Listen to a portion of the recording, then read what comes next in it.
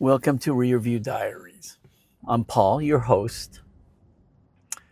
Today's story or today's episode is a little bit different. Um, and it's called Take My Hands, or literally Take My Shoulder. And once you hear the story, you'll get why the title is so. This passenger, unlike my typical passenger, she called me on the phone panicking, asking me not to leave. She goes, please don't leave, please don't leave. And I told her, I promise her I won't leave. And I go, because she goes, it's going to take me a few minutes to get down to your car. I said, okay, perfect. I will be waiting for you. And then we hung up. After about 4 minutes, she gets to my car and she's carrying a bag. And I could definitely see that she was slightly pale. So it was not a passenger that came in with a smile, but a passenger that came with worries. So anyway, I got out of the car and I opened the door for her so she could get in, and I helped put her bag on the other side of the back seat. And then she goes, "Oh my God, thank you so much. Thank you for waiting." I go, "Why?" She goes, "So many rideshare drivers cancel on her after 2 to 3 minutes." And she goes, "Even after you called?" She goes, "Yes." But I told her, when I make a promise, I keep my promise. So don't worry. I am here and let's get you to your destination. And when I plugged in the destination, I found that it was a doctor's office. And I told her, and she was very nervous even throughout the beginning of the ride. So she's like a little bit frustrated and so forth. And I told her, I go, "Young lady, don't worry. Calm down. We're going to get you to where you need to go. So let's get you there." And she goes, "Okay." And as we start driving, I go, if you don't mind asking, sometime it's a good thing for you to talk to a stranger about what your situation is. Sometimes getting it off your chest is a really good thing.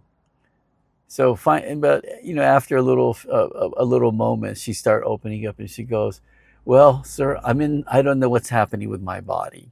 It's shutting down. And I don't know what's going on. And the doctors can't figure out what's going on. I'm having seizures. That's why I can't drive anymore. And sometimes I get really sick and I'm in the hospital for a few days. So I am just in a really bad place right now." I go, "Okay. So you're not sure?" And she goes, and then she was getting even more nervous and jittery. And I told her, "Look, I can't give you my hand to hold on to, but if you want, you could hold on to my shoulder while we drive there, because at least sometime holding on to another human being could be a soothing experience. So just try it." And so she took one hand, put it on my shoulder, and then she started to calm down a bit. And she goes, "Can I put my other hand on it too?" I said, "Of course." So she did, and we started talking. And she goes, "Sir, the last 6 months has been a nightmare. I don't know what has happened to me, but I just can't. My body is shutting down. I'm really sick, and I don't know what's happening. And the doctors can't figure out. That makes it even more more worrying." I said, "Okay, I get that."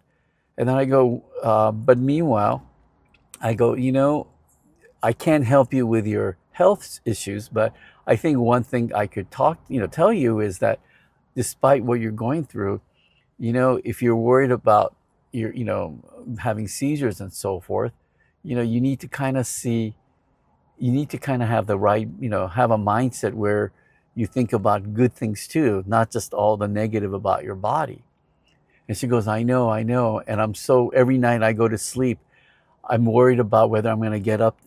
It might be the last time I see the world again.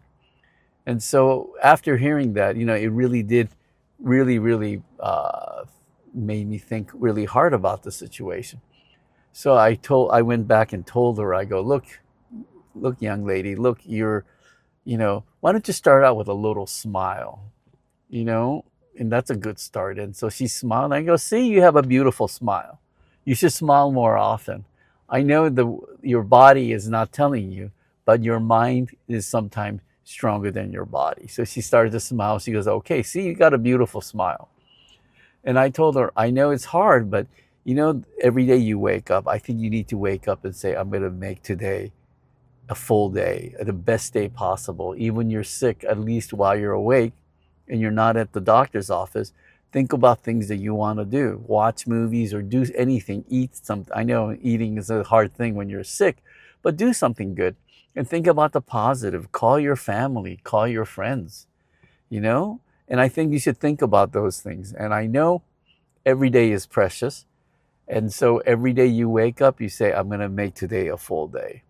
And she goes, oh my God, thank you, thank you. And as we start pulling up, I could already tell that the tension has been dropped significantly.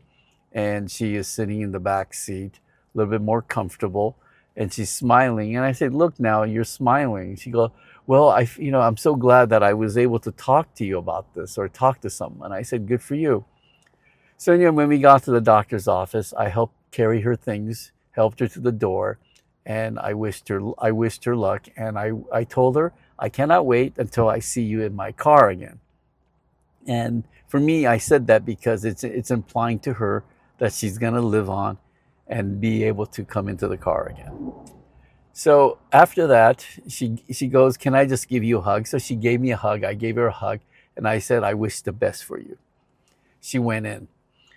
And as I was walking back to my car and sitting down, look, it's so interesting how some people need to lean on somebody.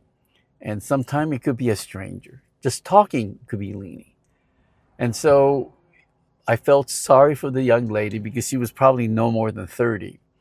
And she's going through all these hardships. And I look at myself and I'm going like, wow, I never have to worry about that. But it really made me think about her holding onto my shoulder or holding things. And it kind of reminded me of the song Lean On Me, and the song goes, lean on me when you're weak. I'll be there. The first three words just gave me a really good insight. And it made me feel like all of us, if we can, let's try to give a shoulder for somebody to lean on or a hand to hold on to. Because I think that is a very important things that we could do to make this world a better place and also connect with people. But anyway, this is a little bit different Rearview Diaries, but thank you again for listening to me. And I hope you have a wonderful day. And if you like this story, please subscribe and like, and I would love to hear your comments. Until my next ride, thank you.